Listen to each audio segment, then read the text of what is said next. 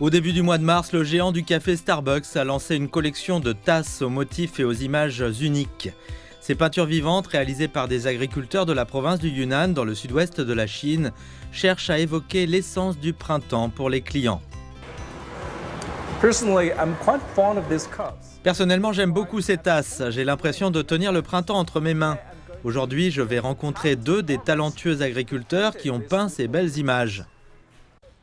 Zhou Liping, du district de Changgong de la capitale provinciale, est l'une des peintres. Je me sens très heureuse et chanceuse. Grâce aux tasses à café, mes peintures seront vues par des gens de différentes régions du pays et même du monde. La passion de Zhou Liping pour l'art est née au début des années 1990, lors de sessions de formation organisées par le gouvernement local à l'intention des agriculteurs. Bien qu'elle ne soit pas une professionnelle, ses dessins dépeignent de manière saisissante la vie rurale. Ses créations sont souvent le fruit d'une imagination débordante. Par exemple, l'une de ses œuvres représente un couple de fourmis en train de célébrer un mariage avec l'aide de leurs amis.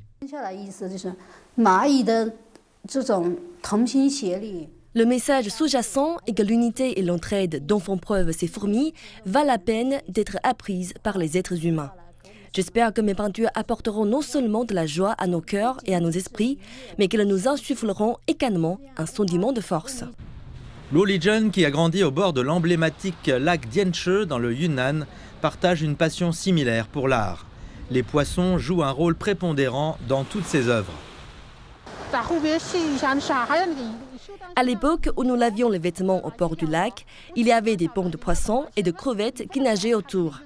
Un coup de main rapide nous permettait souvent d'attraper un poisson ou deux. Tout cela faisait partie de nos expériences d'enfance et j'essaie de les documenter à travers mes peintures. Les générations futures ne connaîtront pas les mêmes expériences et ne sauront pas comment nous vivions.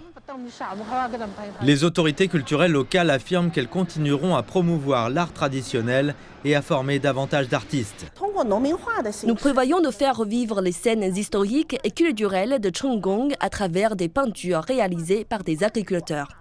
Nous essayerons également d'intégrer les peintures et d'autres éléments du patrimoine culturel immatériel dans des œuvres culturelles et créatives, ce qui peut également apporter des avantages économiques aux artisans.